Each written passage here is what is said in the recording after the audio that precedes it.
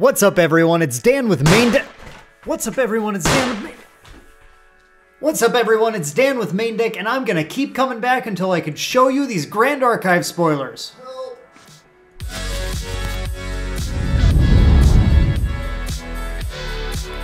What's up, everyone? It's Dan with Maindeck, and yes, we're back again with one final Alchemical Revolution spoiler video that is set 3 of Grand Archive, which is releasing just in a couple of weeks now on January 26th, so you don't want to miss out on this set. The set is going to have 3 new classes added to the game: Ranger, Cleric, and Guardian.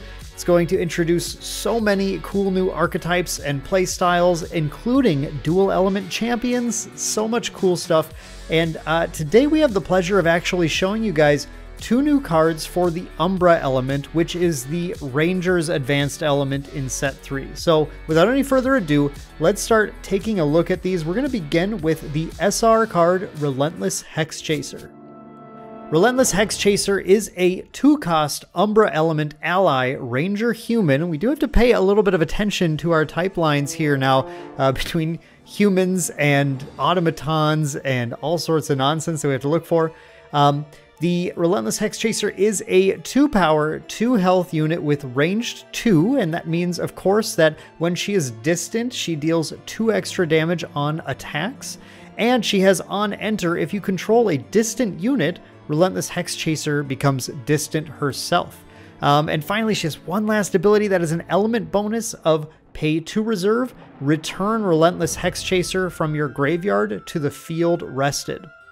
So, looking at this card, of course, every single advanced element ally really has to pack a lot of power if it's going to see play. Like, we're talking things like Ghosts of Pendragon are what we're competing with at that sort of endgame level. And I think Relentless Hexchaser might be able to get there, everyone. This is a pretty strong little card here. The element bonus, of course, is the huge thing. As long as you have one of these in your graveyard, you can pay 2 to return it from your graveyard to the field rested, which means that if we're looking at things like fire decks with Creative Shock, water decks that are going to do some self-milling stuff, you're able to get these cards into your graveyard. You don't have to have them in hand, and then you can play them out of your graveyard the turn you level up, you know, on your opponent's turn, keep up some interaction or something, and then you can get some presence on the board, which is great. Now, a 2/2 with range 2 is okay.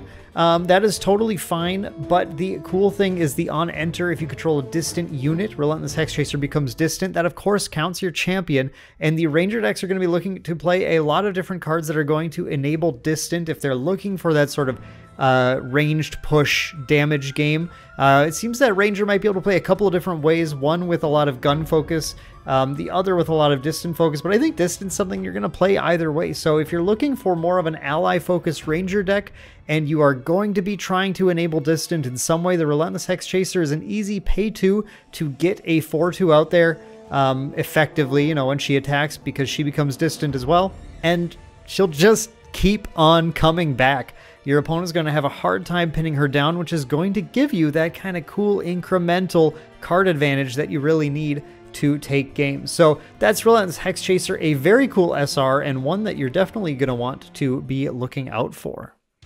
And now our final spoiler for the Alchemical Revolution season is Carter Synthetic Reaper, the Umbra Ultra Rare, and somewhat new to Alchemical Revolution. We did have Right of Realm in Fractured Crown, but Alchemical Revolution has some cards in the Ultra Rare slot that are not simply 1 per deck, which honestly is pretty cool because a lot of the Ultra Rares other than Grand Crusader's Rings just didn't hold a lot of value, and that should help prop up the value of the boxes that you're opening, which is going to be really nice.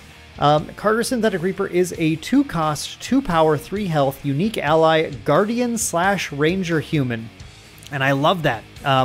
I love that little Guardian in there. It might just be for flavor on Carter because it is Umbra, so Guardian can't currently play it, but if we get an Umbra Guardian at some point, then this becomes kind of actually a really cool card for that deck because Guardian loves playing allies.